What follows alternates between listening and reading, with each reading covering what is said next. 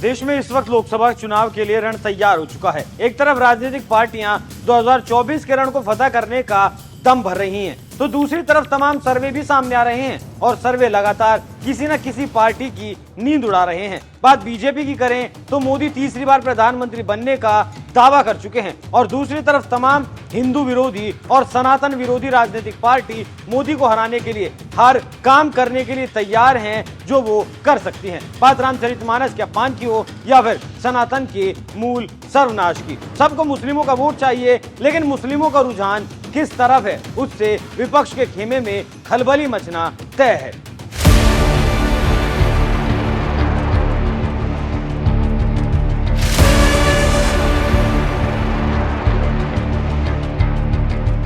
नमस्कार, NMF news देख रहे हैं आप। मैं हूं आपके साथ अभिषेक पुंडी।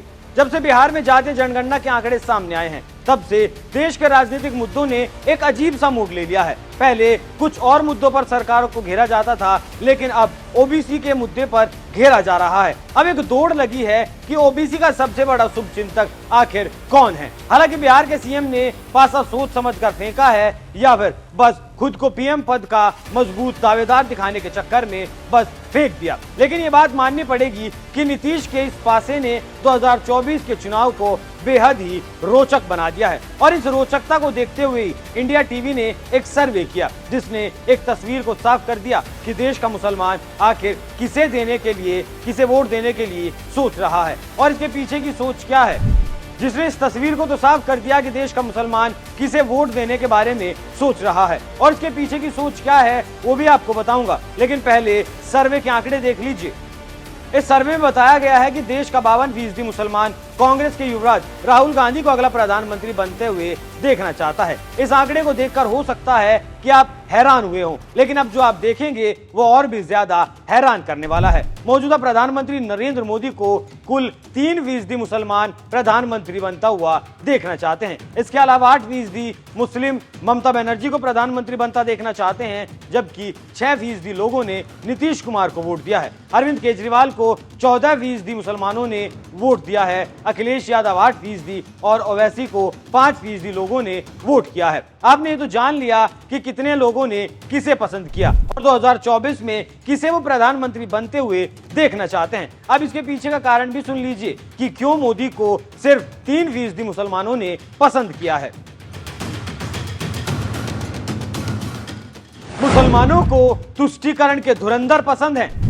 तो चलिए पहले नाम से शुरू करते हैं, मतलब राहुल गांधी से शुरू करते हैं। राहुल गांधी को कांग्रेस का युवराज कहा जाता है और कहा ऐसा भी जाता है कि कांग्रेस उन्हें 13 बार लॉन्च कर चुकी है और 2024 के चुनाव में एक बार फिर से रीलॉन्चिंग की तैयारी है। और तैयारी ऐसी है कि कांग्रेस सोच रही है कि इस बार तो प्रधानमंत्री बनाकर ही दम लेंगे। लेकिन फिलहाल बात तुष्टीकरण की कर लेते हैं। अभी पिछले दिनों प्रधानमंत्री मोदी ने कहा था कि कांग्रेस के पूर्व प्रधानमंत्री मनमोहन सिंह ने कहा था कि देश के संसाधनों पर पहला हक मुसलमानों का होना चाहिए। भगवा आतंकवाद का शब्द भी कांग्रेस ने ही दिया था। दिल्ली के वीआईपी इलाकों में वक्फ बोर्ड को महंगी जमीनें देने का आरोप भी कांग्रेस पर ही अक्सर लगता आया है। आजादी के वक्त की किताबें इस बात की गवाही देती हैं कि गांधी से लेकर नेहरू तक और नेहरू से लेकर इंदिरा तक ने धड़ल्ले से मुस्लिम तुष्टीकरण को हवा दी है और फिर कड़ी जुड़ती है राजीव गांधी और फिर मनमोहन सिंह। मुस्लिम तुष्टीकरण की शाही से कांग्रेस के पन्ने भरे पड़े हैं। ताजा मामला कर्नाटक का भी देख सकते हैं, जहां बजरंग दल को बैन करने की मांग की गई थी और फायदा यह हुआ कि कर्नाटक के मुसलमानों ने एक मुश्त वोट कांग्रेस को दिया और कांग्रेस ने कर्नाटक में बम्पर जीत हासिल कर ली।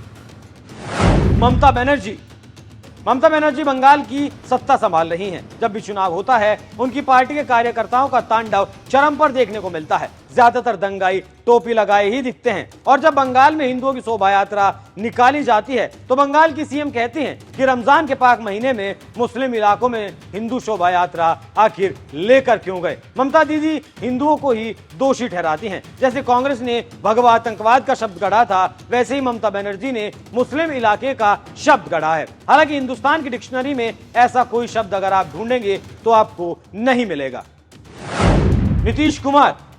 नीतीश कुमार पिछड़ों की राजनीति करने के लिए जाने जाते हैं। अभी हाल फिलहाल में जातीय जनगणना करवाई है जिसमें बताया गया कि बिहार में 17.7% मुसलमान हैं, लेकिन ये नहीं बताया गया कि कितने अगड़े मुसलमान हैं और कितने पिछड़े मुसलमान हैं। यहाँ झोल कर दिया गया अपने हिसाब से, जो आंकड़े अपने फेवरेबल लगे उन्हें दुनिया के सामने रख दिया गया। हर साल इफ्तार का आयोजन भी करते हैं और जाते भी हैं। हालांकि उनका अपना प्रदेश की जनता के प्रति विश्वास है और अधिकार भी है, लेकिन जो मदरसा नालंदा दंगे में तबाह हो गया था उसकी चमक धमक वापस लौटाने के लिए 30 करोड़ रुपए दे दिए जाते हैं और अगर पीड़ित हिंदू है तो चंद हजार रुपए देकर उनको टरका दिया जाता है और कह दिया जाता है चलो भाई तुम्हारे लिए इतना ही था। ऐसे बीजेपी अक्सर नीतीश कुमार पर आरोप लगाती आई है। इससे इतर नीतीश सरकार ने एक योजना को मंजूरी दी है जिसमें मुसलमानों को अपना व्यापार शुरू करने के लिए 5 लाख से 10 लाख तक का सस्ता कर्ज सरकार मुहैया करवाएगी। अब पता नहीं ये मुस्लिम तुष्टीकरण की श्रेणी में आता भी है या फिर नहीं।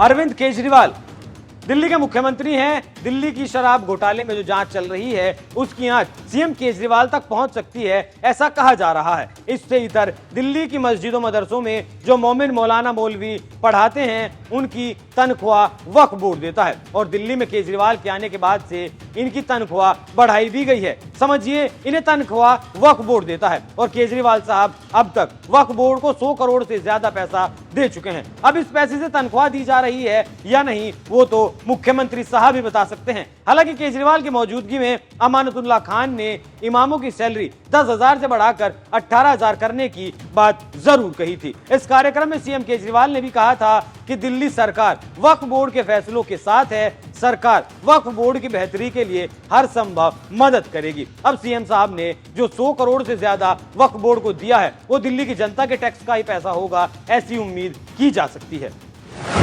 अखिलेश यादव देश के सबसे बड़े राज्य उत्तर प्रदेश के मुख्यमंत्री रहे मुलायम सिंह यादव के पुत्र हैं और इनके राज में कवाल जैसा विभत्स कांड हो चुका है। मुस्लिम यादव के गठजोड़ के साथ चुनाव लड़ते हैं और इसी समीकरण के सहारे कई बार प्रदेश में समाजवादी पार्टी ने सरकार चलाई है।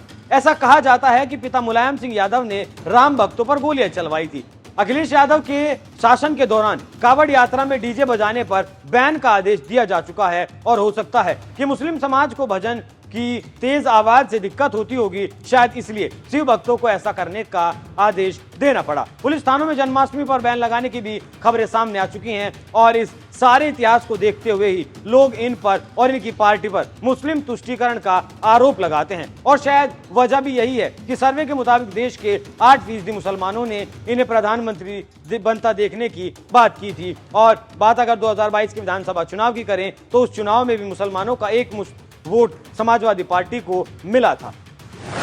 असदुद्दीन ओवैसी हैदराबाद के सांसद को 5% लोगों ने प्रधानमंत्री पद के तौर पर चुना है क्योंकि इनके भाई 15 मिनट पुलिस हटाने की बात करते हैं और सीधा सीधा इनको को टारगेट करते हैं। कहते हैं 15 मिनट के लिए पुलिस हटा दो, फिर पता चल जाएगा कि क्या होगा। हालांकि क्या होगा वो अब तक नहीं पता चल पाया है। खुद ओवैसी कहते हैं कि सेना क्या सीमा पर बैठकर बिरयानी खा रही है। बाबरी मस्जिद को शहीद बता चुके हैं और अक्सर कहते हैं कि और किसी मस्जिद को शहीद नहीं होने दिया जाएगा। अक्सर हिंदुओं को डराने धमकाने की बात करते भी देखे जाते हैं। ये ज्यादातर वही बोलते हैं जो इनके सुनने वाले के कानों को अच्छा लगता हो। इन नेताओं को मुस्लिमों ने क्यों चुना है वो तो आपने सुन लिया। अब कुछ और आंकड़े भी देख लीजिए, जैसे कि मुस्लिमों के अलावा दलितों को भी इस सर्वे में शामिल किया गया था। दलितों से भी उनकी पसंद पूछी गई और यही तस्वीर पूरी तरीके से बदल जाती है और जो मुस्लिम वोट 3% मिलता है वो ही बढ़कर बहुत ऊपर चला जाता है। 10% दलितों का कहना है कि मायावती को 2024 के चुनाव में प्रधानमंत्री बनना चाहिए। वहीं 58% दलित तीसरी बार मोदी को प्रधानमंत्री बनता हुआ देखना चाहते हैं। 20% लोग राहुल गांधी को पसंद करते हैं और 2% लोग मल्लिकार्जुन खड़गे को प्रधानमंत्री पद के लिए चुनते हैं। इसके अलावा ओबीसी समाज को भी सर्वे में शामिल किया गया और ओबीसी समाज के 64% लोग मोदी को अगले प्रधानमंत्री के रूप में चुनते हैं। 15% लोग राहुल गांधी को चुनते हैं। आपको ये भी बता दें कि ये आंकड़े बिहार में हुई जातीय जनगणना के बाद लिए गए हैं और ये आंकड़े वाकई में विपक्ष को डराने वाले हैं क्योंकि सर्वे के आने के बाद विपक्ष कहने लगा है कि जिसकी जितनी भागीदारी उसकी उतनी हिस्सेदारी, लेकिन लोगों पर इसका कोई खास फर्क देखने को नहीं मिल रहा है। जो लोग पहले मोदी को पसंद कर रहे थे वो जातीय जनगणना के बाद भी मोदी को पसंद कर रहे हैं। जिन लोगों को मोदी को वोट देना है वो कल भी दे रहे थे और आने वाले वक्त में भी दे रहे हैं। ओबीसी समाज भी मोदी के साथ जा रहा है और दलित समाज का भी एक बड़ा हिस्सा मोदी के साथ जा रहा है। वहीं अति पिछड़ा वर्ग पर भी बीजेपी की अच्छी खासी पैठ बताई जाती है। तो विपक्ष के तो तोते इस सर्वे से उड़ ही चुके हैं, क्योंकि सिर्फ मुस्लिमों के भरोसे तो चुनाव जीता नहीं जा सकता, खासकर जब बात लोकसभा चुनाव की हो। तो विपक्ष को समझ जाना चाहिए कि तुष्टीकरण के भरोसे तो मोदी को नहीं हटाया जा सकता। आप इस सर्वे पर अपनी क्या राय रखते हैं? अपनी राय हमें कमेंट कर जरूर बताइएगा। नमस्कार।